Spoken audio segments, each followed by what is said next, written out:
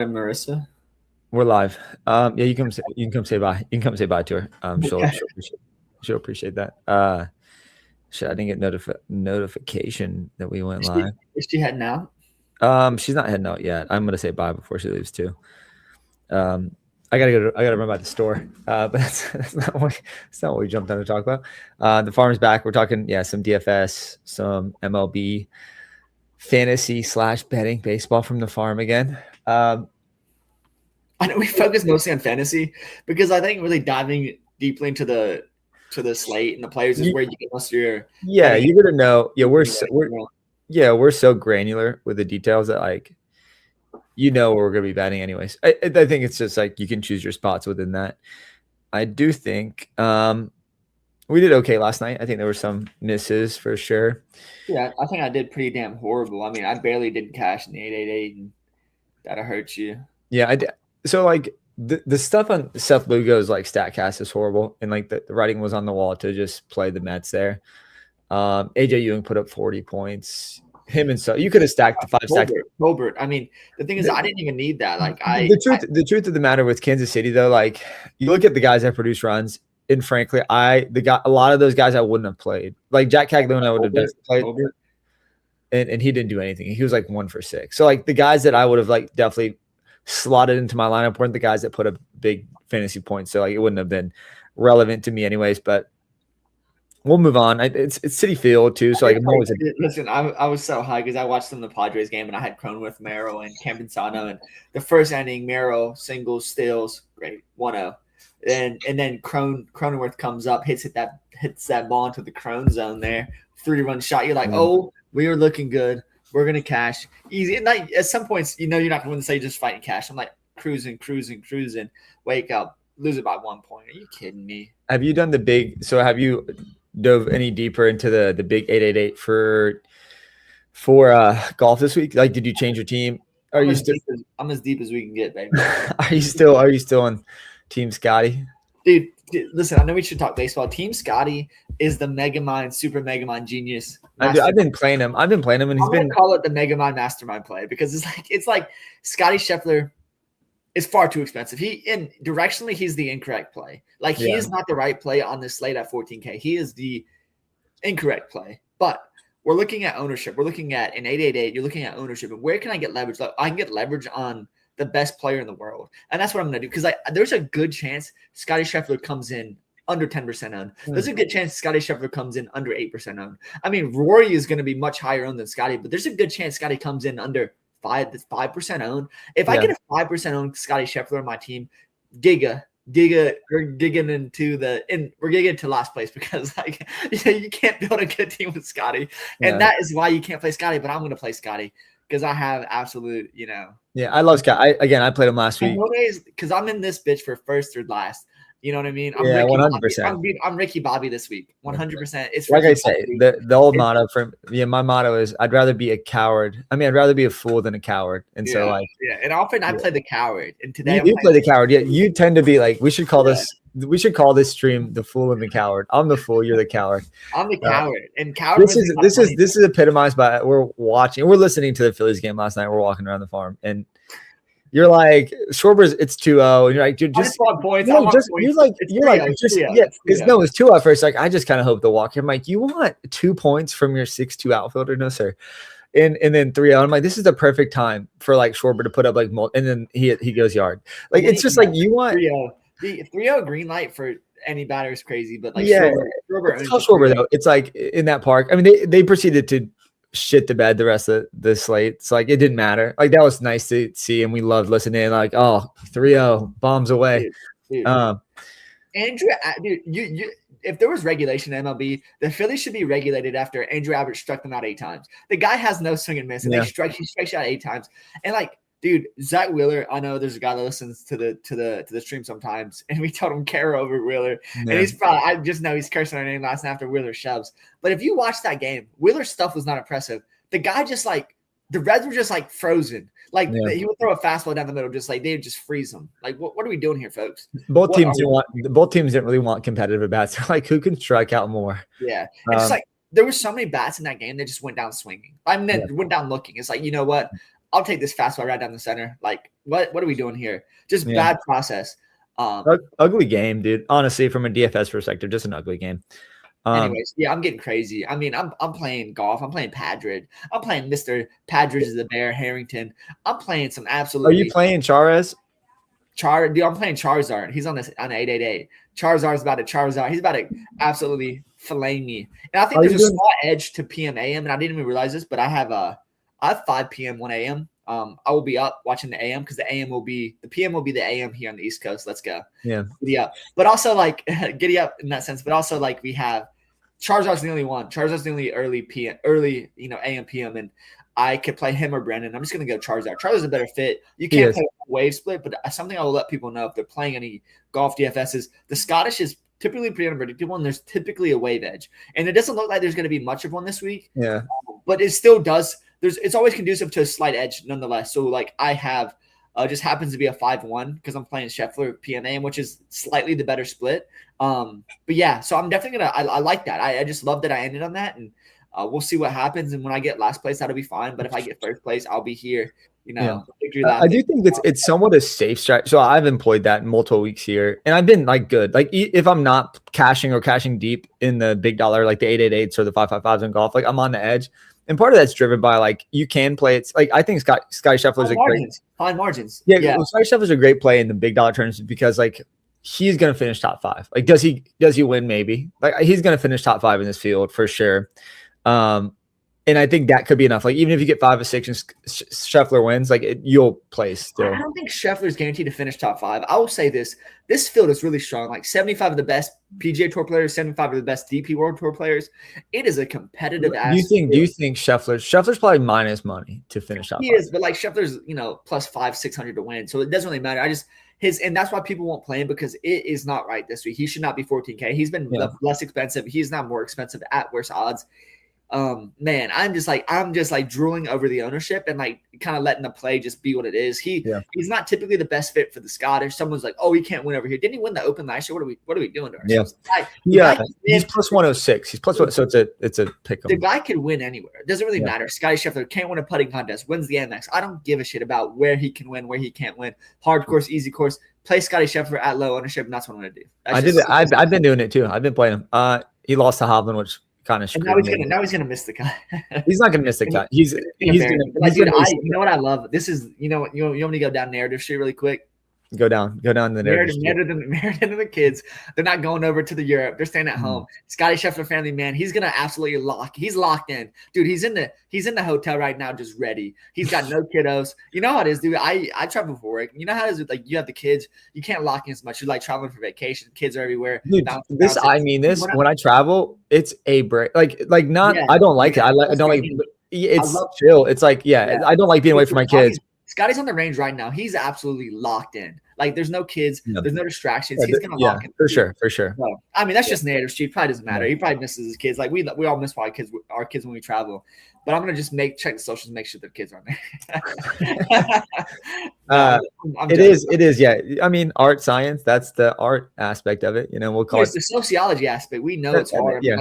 Transversing time zones and having kids, getting up early, and we know his family comes first. That's fine, but I need him to be a dog on a bone this week because it's crazy. It's not many weeks where Scotty can separate you, but I think this week where he could be sub 10% owned, he could absolutely be a separator, right? And we see he was like 16% owned for me when he finished second. A couple of weeks ago in the 888, you really need the winner. You need the winner something bad. You 4-6, you place pretty well because you had the winner. You just bare bones, you need the winner. If you can build a team around Scotty that has the winner, even if you have your top dogs barking at him there, like you're gonna be in business. So I think what happened with me, enough golf. That 1 week. So I had Scotty right against Hovland in that matchup. He was on my team, and I ended up not cashing, and I had 5 of 6 with Scotty. What hurt me though is like everyone up top was like in that range of the Hovland range, and so like you wanted multiple of those guys, and with Scotty you couldn't afford those guys. So like if it shakes out that way again, you'll be in trouble. But I like it a lot. I mean, take your risks, take your shots. Are you doing the big ticket tonight? No, I'm a single entry assassin. I'm a little bit, and the reason being is like I don't love this. Like we'll dive into it, but there's no warm and fuzzies tonight. So I And we need to start doing this. I know we talk on here early, but Laura was in the lineup last night for the Brewers, a prospect. He's 2K again tonight. Got some near 20% ownership last night. So just keep an eye on lineups. Like everything here, just take with a grain of salt because Laura's a good prospect. If he's in the lineup again, going to be a good play again. But all these guys that are cheap, that prospects getting called up and in the lineup like that. That's how Zach Wheeler gets to 41%. And DeGrom's also 80%, right? It's like these guys just giga jam these value plays. So just keep an eye on that if you're trying to really match the field with some ownership. Just keep an eye on these lineups and as they come out, like kind of adjust your priors, right? Because sometimes you see a lineup come out and it's absolutely dog shit. And you're like, I like Laura. He's not a power bat to me. He's like a Justin Crawford-esque play. Like he steals. He steals though, and he's super fast. And in Milwaukee, I think him and Justin Crawford are very similar, but like Milwaukee's just more apt to let guys run. Where the Phillies been really hesitant to let guys run this year.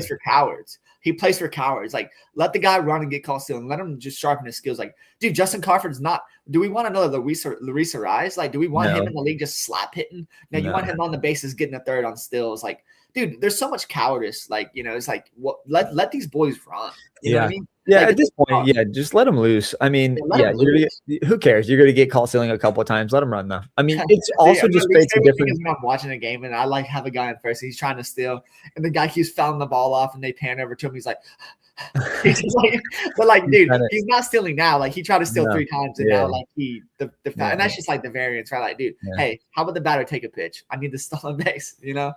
That's why I don't bet stolen bases, even for guys that steals. Like it's just a fool's errand. It's sometimes out of their control. If the coaches want them to run, it's just a hard thing to predict sometimes. So play guys that run because there's stolen bases in their profile, and that can happen. But to bet stolen bases is not a thing I ever do. I think it's just not priced well. Same with betting home runs. Like I bet home run parlays occasionally, but like it's a losing pursuit. It's really not. It's really as far as EV goes, a really bad bet to bet home runs. But I agree. I think the books are just taking your money with a lot of that shit. It's like they juice them up, but that's all like home run bet that wins us 200K that never hits, but we'll play it. So I'm bitter about this damn Ben Coleslaw still done because it's like France and Jarek Center are just cooking. So it's like that would have been a nice little coulda shoulda woulda. Get you back to the grindstone, dude. Yeah, for sure. You got to be. Lady Luck wasn't on my side, but they said, everyone used to say the old adage, got to be a goldfish. And you heard that same thing. It's like, but now like they know like goldfish have long memory. It's not like, I was going to say, goldfish are like, they actually remember. Be a goldfish and like what? Remember everything for 2 years? Like, Dude, remember I used to think dragonflies lived for dragonflies live for 24 hours. And I was so convinced I heard that. And then I didn't look it up. This is before like the chat. I was like, no, dragonflies only live 24 hours. And then looked it up there. Incorrect, but that's one of the old things. I think maybe it's like houseflies don't live that long, but they live quite long in my house because I see them flying around. You may hear them buzzing. That's a perils of living on a farm. My doors are always open. Mackenzie, the other day she was in the drawer. She's like, I think a rat's been in here or a mouse has been in here. Like we've lived in an old farmhouse, and of course, like I got a little zapper in there. I was like, a little guy in there. And then one day, she picked up my old leather bag, and she's like, "Dude, why you got corn in here? Like, they're storing. You think this is my corn? You think I've been storing corn in here? Like, dude, we need our cats to get to work. We have farm cats that just absolutely, dude. First of all, if you have a cat that's indoors, it's way different than an outdoor cat. Outdoor cats are murderers. They murder everything. I mean, like I've seen her eat the head off a rat the size of her. It's just like, it's not for the faint of heart. I'll tell you that much. You have a queasy stomach. And a farm cat, you see that thing do its damage. It's not a pretty sight. But I applaud her. She's a sweet savage. So listen, minutes of absolute. Last thing. The benefit is this: the kids at a young age have had to deal with death. Like we've lost multiple animals, and they're like, the concept for them hasn't really. They're young, but like it is like they're having to see it in real time. Like I know something is now dead, and it was just alive 10 minutes ago. Yeah, when I had to bury those geese, Miles did not handle it. He's like, "Daddy, can we put a rock in there?" So with the rock, he's like, "Can we put a big rock to so they're not alone?" Which is kind of sweet. Oh, that's so sweet. You know what I mean? That's super sweet. Yeah. He's like, "Can we put a rock my daughter. That's kind of cool." Yeah, my daughter was like, "Can you take him to the doctor?" Like our dog. I was like, well, I don't think it works. Like he can't afford it. We don't have that type of technology yet. Unless you're a necromancer. Unless you know a necromancer, we're in some trouble. Yeah. I don't want to, I'm not a reincarnation dog guy. Like I'm not trying to, I love my dogs and my animals, but first of all, dude, if I knew a necromancer like that could revive things, like he would be my best friend. Kidding me? Kidding me? We're living in Lord of the Rings, baby. Yeah. All right, okay. Well, let's revive this slate here. Let's try to win it. There's some interesting spots. Some spots maybe we haven't really talked about it all. I haven't seen it yet today. I actually saw you this morning for our workout early this morning. But all right, let's dive into it. Well, I think there's 8 games. 8 games. It's a July 8th, 8th-game slate. We'll dive in, give you some of our plays. Let's start here with the Mets. So we have Kansas City still in New York. We have Christian Scott on the mound for the Mets, and then there's an opener bulk reliever with Cruz and Dobnak for Kansas City. Yeah, so my initial take is you can go right back to the Mets here. Kansas City's bullpen's been shit. Neither Kolek. So it was going to be Kolek. It's not Kolek anymore. Cruz and Dobnak are not very good, but that combination's in their bullpen's not good. So I just feel like the Mets could smash here. They just put up a big number. Kansas City had to use a bunch of arms last night. The Mets are in play again. Soto looks so good at the plate right now. He's absolutely locked in. AJ Ewing, power steal combo, Carson Bench. I mean, you could just load up your outfield. You should have done it last night. You could do it again here. Boba Shed, I would throw in there. Francisco Alvarez is in. I like him at catcher. Coming back on the other side, though, it's really like a full onslaught Mets for me. I think Christian Scott's firmly in play. His K rate's 30% or like right under 30%. The other underlying stuff is a little shaky, right? He does walk too many guys, but the K rate's so phenomenal. Kansas City's lineup is not good. Bobby Wood's still a little hurt. You're still missing some of the big boppers in the lineup. And even the guys that are like hitting consistently are like, they're more fielders than batters. They're like better defensively. So I think Christian Scott at 7-2 is like one of the better pitcher plays, to be frank. There is a lot of good, better strikeout pitchers, but I mean, Christian Scott is like up there with when it comes to like the striker. I think he's one of the top on the slate. And at 7-2, I think you have to consider him. The downside is this: the pitch count is not that high. We're going to see 85, maybe 90 pitches max. But I think against his lineup today, he could put up 25 points with that. I think the Mets win this game pretty easily. This is like a 7-1 game. Christian Scott could get you 25 points pretty easily here. No other concerns. Again, this is City Field too, so like bump to the pitchers. So yeah, I'm leaning Christian Scott as a SP2, potentially SP1 if you're paying down, double pay down pitcher. I don't think you need it here in the slate, but I like Christian Scott a lot. I like the Mets a lot again. What bump to pitchers? What happened yesterday? It was like 16-12. Are you kidding me? Like, yeah, bump to pitchers. Are you kidding me? Bump to bats, baby. Yeah, but that's not. Giddy up. Mets run it back. Mets win this game. Mets win by 20. I'm all over the Mets. They're not going to win by 20. But Jesus Christ, like, do either of these teams have a bullpen? Like, It was like, dude, it was so much dog shit like yesterday. Like that. Dude, Jack Caggs made a throw that I don't know where it was going. It was horrible, dude. Then I learned that Jack Cagg was a former pitcher, and it made me worse. I had no idea. I heard the guys on CBS Sports mention that, and I dove in. Like, that is insane. Like, that ball could, like, where was he throwing it? Like, just like, that's a throw I'd make. You know, we were playing ball the other day trying to hit home runs at the local. So close. You know, we couldn't quite clear 300 feet. Nonetheless, yeah, for me in the spots, the Mets. And like sometimes people hesitate to go back to a spot that blew up the night before. Not me. I'll be back in the Mets today. Like Mets, like it's always I love to go back to a spot where a team blew up and they didn't win. It's like, okay, perfect. The Mets bats are hot. Need to get a win here. They need to win something bad. So for me, yeah, I love, you know, it's like, do you pay for Soto? Do you pay? And it's like, yeah, he has a lot of upside this year. Hits the ball so damn hard. The biggest problem with Soto is one thing, and like he walks a lot. It walks a lot, and that's just if he walks 4 times, that's only 8 points. That does nothing for you if he doesn't score, right? Like even if he walks and scores runs, like was it 14 points? Like that's just not enough. He needs to do a little bit more at that price. So yeah, Mets all day here for me. I don't know if I'm going to play Christian Scott. We'll see if I need it. There's better upside arms on the slate, in my opinion, but he's a fine play. I like Christian Scott. I played him in Coors. He won me a bunch of money when he shoved in Coors a few weeks back. So fine play. Nothing special there. Won't play the Royals against him. I think he's competent enough to get through this lineup here. So for me, Mets, and let's move on. Yeah, great. For me, it's like I like the strikeout total. Like I would bet the over for Christian Scott tonight. Definitely. I think the strikeout rate is phenomenal. Kansas City strikes out. That lineup is pretty weak, so I think he gets up and out pretty quickly. Let's go to the next game here. We have Philly at Cincinnati. We have better pitching in this game. Let me go to the guys on the mound. We have Burns, so just one better pitcher. Burns for Cincinnati, and then Michael Lazar for Philly. He's a guy that they just called up AAA. He's more of like a reliever, but it looks like he's going to start, and so I don't know what that looks like. Maybe 60, 70 pitches. Who knows what actually is going to produce on the mound, but with that said, I think Cincinnati's firmly in play. Philly's bullpen is like one of the worst in the entire MLB. So you have to consider them here. Like you have a guy that's I get he's an average AAA arm coming up, and then you're going to get the worst in the league bullpen for Philadelphia. So, man, I feel like Cincinnati's just a smash spot tonight. Coming back, we saw what Andrew Abbott did to Philly. You have to consider Chase Burns here at 10-2. I think 10-5. He's probably the best pitcher in terms of strikeout upside in the slate, just because of how bad Philly looks against anybody that has strikeout stuff. The problem with this is Burns gets hit very hard. He has a high barrel rate. Like, he does get hit hard. In the last couple of starts, we've seen a little shakiness. So, like, I'm tale of two tapes. I don't know if I will actually get to Burns, because I do think like Philly does have the propensity to get out and like hit a couple home runs here. But yeah, I think what we saw against Andrew Abbott is like, man, Philly they look inept at times, and this could be a spot where the reverse of the Zach Wheeler game, where it's like Burns strikes out 12. Some type of concern with the high barrel rate of Philly team that does hit the ball hard up and down the lineup. And then obviously Lazar's not good, so I think stack Cincinnati. I think Elly De La Cruz is probably the single best play at the shortstop position in the entire slate. So I think definitely put him in your lineup if you're building Cincinnati stacks.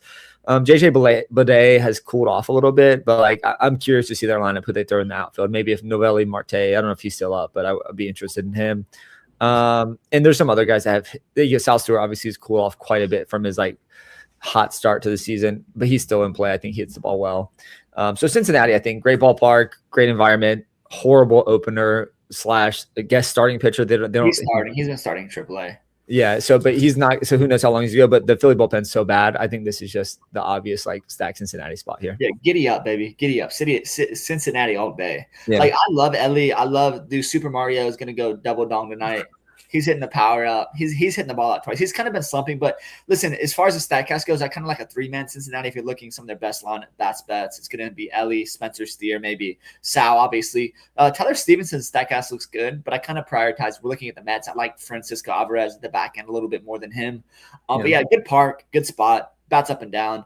Nathaniel Lowe's a guy that's kind of sneaky. I saw him have some good at-bats yesterday. He's always a guy that's allowed to hit a couple home runs. Kind of goes under the radar for them, so I like him a lot.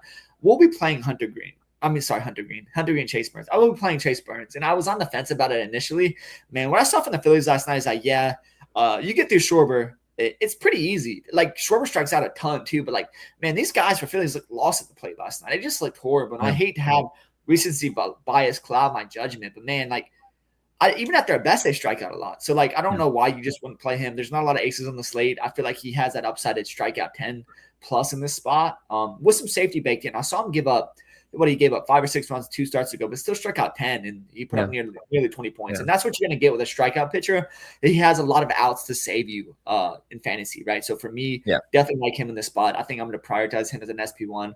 There's a guy later on that I'm going to take probably a little bit more of a risk on, but I still like him a lot. So yeah, Reds all day. Going to be a 3 or 5 man for sure in the single entry tonight. Like, folks on the single, I could be talking to 5-5-5. I haven't made a decision quite yet on that. I have about 80 spots left. Have about a few hours to decide. So you might see me in the streets. I think I'm thinking about doing the big dollar too, but I like the wraparound for Cincinnati a lot, because right now in projection we have like a TJ Friedl batting 8th and Edwin Arroyo batting 9th. So TJ Friedl has struggled this season, but like at his best, he's like a semi-power but mostly speed guy, and so is Arroyo. He's a speed guy. So like you could get a wraparound with like Elly 1, Sal Stewart 2, maybe throw like Eugenio or Nate Lowe in the middle lineup, and then back end with Friedl and Arroyo, and that's it's a cheap 5-man stack that they could put up 12 runs tonight. It's like stack Cincinnati up all the way around.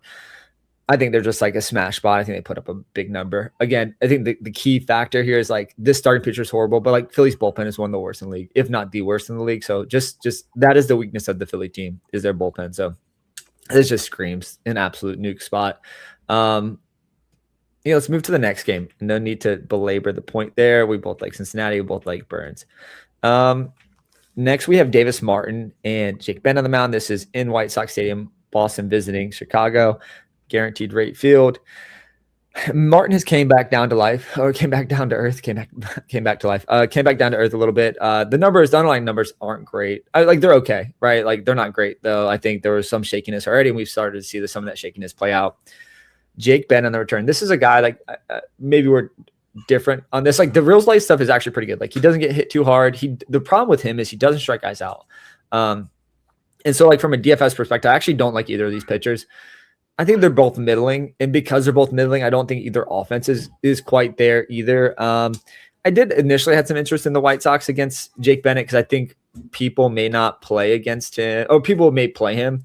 And while the real, like the ERA and everything looks okay, the strikeout numbers are so low. So I think from a DFS perspective, don't play him. I would take the under strikeouts for sure.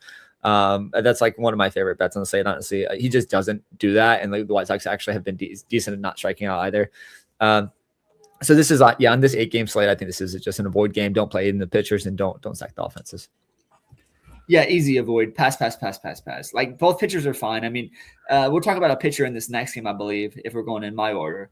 I want to get to next. You can tell me either of these pitchers did well, and I would say, okay, that makes sense. But I just won't be here on this slate in particularly, if that's a word. But Bennett's fine. I mean, I like Bennett way more than you do. I think he's a good prospect. I think he doesn't have a lot of swing and miss, but I think he can limit the offense. So it's fine. Not my priority playing the slate. So no bats from this game. I think both pitchers are competent. Small slate. So let's keep this train moving. Yeah. All right, let's get to the next one. We have Cleveland at Minnesota. This is Connor Prelip for Minnesota and Slate Ciccone for Cleveland. Both guys, so 6'9" for Prelip and 6'7" for Slate Ciccone. Man, I think both pitchers are firmly in play. Connor Prelip is, dude, he's like a hot prospect. He's going against this Cleveland team, which strikes out a lot. We just saw what Todd Bradley did to them. Cleveland's lineup is just too banged up. They're hurt. I think, yeah, Prelip's just firmly in play. He's like one of the best SP2s. I think I prefer him slightly over Christian Scott just because for the length, I think he can go longer into the game. And this Cleveland lineup is just worse than the Kansas. That's tough. Kansas City lineup is pretty tough, but I think this Cleveland lineup definitely is still worse than the Kansas City lineup currently. So I think, yeah, Prelip's firmly in play. Slade has actually been solid too. So this is just a pitcher or pass game, and both pitchers are cheap. So I think this is like where you could get your SP2 from for sure. The A side for me is the Connor Prelip side. I know he's the prospect pedigree and the better matchup. So I think I'm interested in that. Yeah, ding, ding, ding. Like, that's my guy, kind of Prelip, I think is how you say his name. Like, he's just a great spot. Like, great prospect. Yeah. Had 10 strikeouts last game. Doesn't really matter all that much, but yeah, he's a great fit. Cleveland strikes out a lot right now in this current iteration of their lineup. I like him a lot. Like the lefty here. Look at Taj. Taj, obviously a righty, shoved last game. I don't really have any love for Slade Ciccone other than he shoved when I stacked against him. I don't think he's very good. I just don't want to stack the Twins. This is a bet for me. The Twins money line. Love that in this spot. I think Prelip is actually really good, and he's just going to continue to get better, and his stack gas is continue to trend up. So going to play him as a pretty heavily owned SP2 tonight. Yeah, I like it. He's a value, man. We saw a good start. He's getting maybe some confidence. If you get some confidence, you could go out and put up 25 to 30. You wouldn't be surprised. And at 6'9", I just feel like he's a really good value on the slate. Cool. I like the Minnesota bet a lot. I think, Cleveland's they're Strug City right now. All right, let's get to the next game. This is, another pitch I really like. So we have Milwaukee at St. Louis. We have Kyle Harrison versus Max McGreevy. I think you mentioned this to start, but like Laura's going to be batting. If he's starting today, he's 2K flat. I think he'll be highly owned against McGreevy. McGreevy is a middling to bottom tier pitcher in the league. And so, Milwaukee's firmly in play on the offensive side. And then I also think Kyle Harrison is, like, I think on the slate, he's the number one strikeout pitcher on the slate. And it's clear. It's like not even that close. He's like the best striker right on the slate. I think against St. Louis, I have some concerns. St. Louis has been pretty good offensively. So like that's the issue is like who would you rather play, Harrison against the St. Louis team or Chase Burns against Philly? And it's pretty close. I think that the A side, Chase Burns for me. Dude, Jordan, MF, and Walker, dude. Are you kidding me? These righties absolutely smash lefties. Ivan Herrera, Nelson Velasquez, they're taking lefties lunch left and right, baby. So for me, there's no chance. I mean, Harrison's a great pitcher. I say that he's going to shove for 40 points, but in this spot, I will not be doing it. I think there's so much potential for St. Louis lineup against lefties to hurt you. So Kyle Harrison, we already know he's been a little bit of Jekyll and Hyde. Sometimes he's a 10K guy. Sometimes he's a one strikeout guy. I just don't understand why he fluctuates as much as he does. And you pack on top of that, this team being good against lefties, I'm not going to do it. Yeah, I think you're right. I think he's probably the less safe option. He has faced St. Louis this season. Yeah, it's just all the name value. We see St. Louis of yesteryear. You think a pitcher against them is probably safer than this team like playing against the Phillies. The Phillies outside of Schwarber, I mean, no one's scary there at the moment. Like Trey Turner's soft contact, Harper average contact. I mean, you kidding me? It's just like Jordan Walker, Nelson Velasquez, and Ivan Herrera are scary bats on the top of that lineup. But even guys at the bottom, right? We see Lars, we see Burleson. There's like not high strikeout rates. I think the highest strikeout rate on the team is just Jordan Walker, 25%. That's not bad. No. Agreed. I think you're right. I think Harrison is probably he's an SP1 for sure, but I think he's not as safe as Chase Burns. I think he's still safe for 15 to 20 in this spot. I don't think the upside is as high as Chase Burns. Any interest in Milwaukee bats though, Dylan? You didn't mention them. Yeah, there is interest there, but like I'm looking at what I'm playing. Like my first build, I'll just be honest, so I'm single entry and potentially 5-5-5 that, but definitely the singles already reserved. My first iteration was a 5-man. And it was a 5-man Milwaukee. I wanted to play Churio. There's a little concern the lineup's kind of funky after a back-to-back yesterday, like a doubleheader yesterday. So I wonder if it's a little bit weirder. I do like Churio. I do like the spot. I think Michael McGreevy's a little better than most. Like he has decent pedigree and decent stuff. It just like doesn't put it together. Hasn't had some decent starts. I don't know what I'm gonna do here. I totally understand. I kind of want Laura in the lineup so people go back to him. And I can just play the fade, right? I love to play the fade of these guys it's baseball. The guy could go for 4. But he's a great, speed guy and has a little bit of pop, great prospect. I just don't really know what to do. It's funny. I watched Jackson Churio. The game was only 10-2, and there was a position player pitching for St. Louis. Lefty, yeah. And he hit lefty, and it's just like I think they're the type of team, they're up like 20 games in that division that just pull their guys if they're up. Like they don't strike me as a team that if they're up, like you saw last night, they're just going to keep their guys in. And that does bother me. I think the Mets are a little bit different. I think the Mets are going to keep their guys in and keep shoving. So for me, I don't know what I'm going to do. As of right now, the single entry does not include Milwaukee, but it's really a coin flip right now. I do like their team. I like their total. They're probably my third favorite team outside the Mets and the Reds. That's kind of where I land today. I like it. And I think some of the pieces you want to play, they're expensive. That's concerned. Bryce Strang's really expensive. Christian Yelich, Jackson Churio. It's like, yeah, you can fit Laura in, but like those guys, StatCast are phenomenal. So like you can't say, they run that, it's just like the best combination. StatCast looks bright red. It's just these guys are definitely in play. And I do, like I said, I do believe a little bit in Michael McGreevy to have a decent start. He's just like you said, I think he's exactly average, right? He's exactly an average pitcher.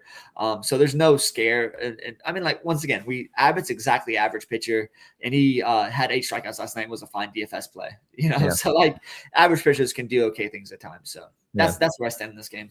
Yeah, I like it. Yeah, this is, to me, the reason I like Harrison is just hard to ignore 31% strikeout rate. But to your point, it's like there is risk here. So I think we're both on Milwaukee, definitely more on the offense, but definitely some interest in Harrison as well. Let's get to the next game. So we have the Angels going to Texas. And this is the battle of mid pitchers. And guys, I think maybe slightly above mid, but we have Mackenzie Gore on the mound for Texas and then Walbert Urena for LA. So Urena is like a decent real life pitcher, not a high strikeout rate. So I don't think he's in play at 8-1 against Texas. I do think, however, Mackenzie Gore is in play firmly against the Angels tonight. I think he's probably like, when I'm looking at, if I'm not going to go down to the prep ellipse or I'm not going down to like a Christian Sky, I think you could fill your lineup. Or if you just wanted like him as your SP1, I think Mackenzie Gore is like a cheap end SP1 tonight, definitely against the Angels. We saw last start, he gave up 5 runs, but they left him in the game, still struck out 7. I think he's got a lot of strikeout upside in this lineup. He has 26% strikeout rate. I think the Angels struggle. I mean, I think Trout's back now, so that's like a slight downgrade, but the rest of the team is not very good. So I think Mackenzie Gore, to me, depends on how my team ends up building. I think he's firmly in play. He's one of my favorite pitchers on the slate. But no interest in bats across the board because I do think Walbert Urena is a decent real life pitcher. The stuff is not good enough for me to consider from a DFS perspective, especially 8-1 in the slate. But I think you just avoid the bats. No offense here goes off in a meaningful way, but I think Gore is firmly in play for me. May end up as my SP1 if I'm going cheapy. Yeah, I don't know if Trout's back. I saw he was taking batting practice, but he might play. Didn't play last night. But that being said, Gore, obviously DeGrom was 80% owners against the Angels last night in the big 8-8. But for me, it's like I don't really like the Angels as much from picking on them against a lefty. And Gore has a lot of strikeout upside. I know that, but there's more righties in that lineup to be concerned with, right? So I think I prefer righties against them, and that's kind of where I do the line. It's like I like Prepperlip. My original build was Gore and Burns. But for me in this spot, I just kind of prefer Prepperlip. I think there's a little bit less risk just because I think the Cleveland lineup's so bad right now. Yeah. And so the one point I would make that this is something that just to note is Mackenzie Gore's better against righties than lefties. Mackenzie Gore struggles more with lefties. And so that's that's not normally the case, but it is like with Mackenzie Gore. So I think even a righty heavy line. It's great you mentioned that. And it's funny you mentioned that as well. But I always say that. So I look at that sometimes, but then it's like, so the opposite. So do other handers though, right? So that you look at guys like, well, maybe they're better against, a lefty. So maybe it's just a wash. Yeah, it is a wash. Right? But yeah, I don't think like just because it's a righty heavy lineup doesn't, for me, against Mackenzie Gore doesn't matter as much because I do think that's Mackenzie Gore's preference. But he'd rather see. I'm just diving in there. And like, listen, apples to apples, if they were the same price, Mackenzie Gore would be the directionally correct play over Prep Lip, but they were just not the same price. They're almost $2,000 different. So for me, I love him. And there's a chance, he gets hit so hard, but Walbert Urena on the other side, I mean, his StatCast is phenomenal. As we talk about this game, I'm just pulling up the splits just to confirm exactly how deep that split is. See, Walbert Urena, if you look at the StatCast, I'll just pull it up real fast so you guys can see it. It's good. This is what I mean by, when you look at it from a DFS versus real life perspective.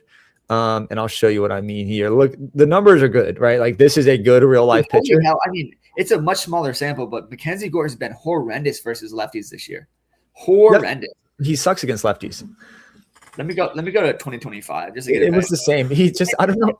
In 2025, he was slightly worse against righties. Yeah. So I'm just looking at whip right now. It's not the best indicator, but I like to look at that. So his whip in 2025, when he was with the Nationals, was 1.43 against righties, 1.23 against lefties.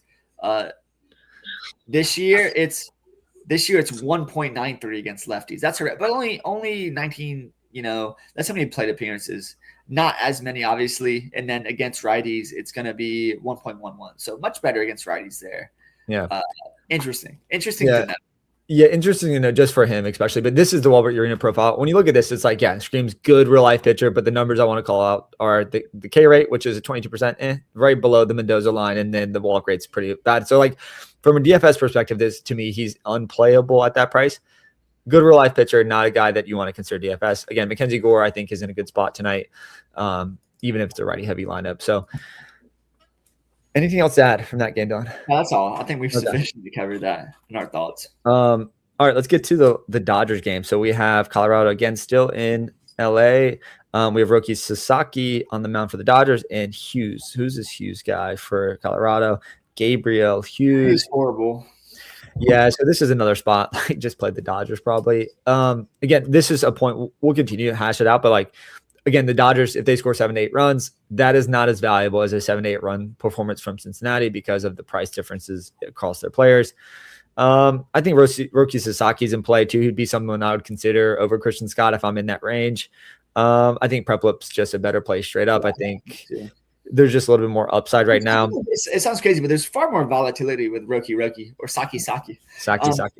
But there's too much volatility with him right now. But even against the Rockies here, Goodman got scratched, I think, last night. So you're probably going to get a shitty lineup again. But it really doesn't matter. He's Jekyll, he's Hyde. He's Jekyll and Hyde. So it's just don't know if I really want to prioritize him as an SP2, especially my single entry, right? I think Prepalip is more safe for a good floor here with some upside as well. I think Saki has no floor. So I would be really worried if he was my SP2. But definitely stack at the Dodgers any way you can. I mean, if they're your priority stack, makes sense. I'm picking spots, right? Building single entry. The Dodgers are always in play. Like you said, they cost it though. I think they'll be the highest owned team in the slate too. So I hope so. I think they will be pretty clearly. Nothing else to add here. I think play the Dodgers. Consider Saki. Leave him in your play pool. Maybe not priority, but if it fits, it fits. Let's get to the last game on the slate. We have Arizona going to San Diego. You got the Cronenworth home run last night, but we have Michael King on the mound for San Diego, and is it Jose Cabrera on the mound for Cabrera on the mound for Arizona. We haven't seen much good out of Jose Cabrera. I think this is another one of the spots that San Diego is kind of firmly in play. I think the cost is still cheap, right? You can go back to the same guys, Merrill, Cronenworth, Gavin Sheets. Machado still pretty cheap. Tatis is now only in the outfield, so you can't play him at second base. So maybe just a slight downgrade there, which is better because you want to build the stack of the team. You don't want to you don't want to choose between Cronenworth, who's cheap, and Tatis, right? Tatis had the multi-position eligibility, so I was playing them both. But if you're choosing between one, you're I'd rather just have Cronenworth here. Yeah, at the cost for sure. But I think he's one of those guys, especially after hitting the home run. I think that he won't go overlooked here. I think he's a good play again. So consider him. Consider San Diego in your builds. I think King on another slate, maybe, but not here. I think, for me, it's a pass. I think Arizona does struggle against righties. They're the 30th in the league in WOBA against righties. So I think King is 7-9, not a bad play. Maybe at the end of the slate, he had 10, 11 strikeouts. I just don't. What we've seen from King is not enough upside, not enough currently. I think maybe he can get back into form, but maybe he's just an average pitcher now after all the injuries. So I think this is a pass game for me for the most part. If you are preferencing anything, it's put King in your play pool and consider some San Diego bats. But outside of that, I'm not that interested. Yeah, listen, another team first look is like, I always like to do a first look, maybe the night before occasionally. But what I saw today is I saw Padres like them a lot. Again, I played them against Gallen, and it's just like the team is just not very good right now. It's like Merrill is just not very good. They're just not very good. And it's just like they're fine. I mean, I like Cameron Sato. He went 2 for 3 for me last night. But like I said, they're probably the 4th team on my build. My priority would probably be Mets, Reds, Brewers, Padres in that order. So that's kind of what I'm looking at. I definitely could see myself building some stacks of the Padres. You're never going to see me 5-man then. I just don't think they're deep enough. Not never going to be a Bogarts guy. I just can't do it. But yeah, that's kind of where I land. I think they're a fine late night hammer. If you wanted to go Dodgers, Padres, I think it would be maybe not that unique, but an interesting way to like just kind of turn the TV off early, jump onto the late games, and it would be great. Yeah, agreed. But something I'm not going to do. You're going to find me building otherwise tonight. I like the Padres, but it's just they're just not a good lineup right now. It's a pitcher's park. It's kind of cool weather. It's not going to produce a lot of home runs right now. Yeah, agreed. Interesting spot, but probably one that I won't get to tonight. Again, choose your spots. I actually do like this slate. The more we talk about it, the more I like it. I think there's 8 games is kind of the perfect recipe. There's not 12 games. There's not so many spots you have to consider. I think there's some really good isolated spots. Cincinnati being one, the Mets being one, maybe throwing some Milwaukee in there as well. But yeah, I think that's it. It's a good slate, fun slate. Hopefully I win it or you win it. We'll be back. One of the tens of folks listening here wins it. But yeah. Listen, I'm gonna throw on Braveheart, prepare myself for the Scottish Open, and we're gonna go to war. We're gonna go to war, contrarian war, first or last, baby. It's Ricky Bobby time, Yeah. It's like Braveheart. The guy's getting cut up at the end. That's me. That's gonna happen. Yeah. Well, good luck. I have to go back and watch some of those Mel Gibsons, like the Patriot. Remember, those are fun. The We Were Soldiers is not as much fun as it is sad. That's a sad one. Braveheart's fun. That is fun. Yeah, that is fun. That'll get you jazzed up. If you need a cup of coffee, just watch that instead. Cool, man. Anything else you want to add before we jump off? That's it. I want to go over and say bye to the sister-in-law. Okay, yeah, she's about to leave. I just got the text that she's about to head out. So come on over. Thanks, guys, for tuning in. Questions, comments, just throw them in the chat. We'll answer them, give you shit or not shit advice, but great advice. You kidding me? Like I'll call it C+ advice. My advice, at least, is like authentic. Like what I'm playing is for sure. Like, I'm not gonna tell you anything I wouldn't do myself. So I'll give you the full take. Dylan will give you the coward take. Generally, except for this week, it's reverse. Yeah, it's reverse. Yeah, it is. All right, guys. Thanks for listening, Dylan. I'll see you in a second. All right, bye. All right, later.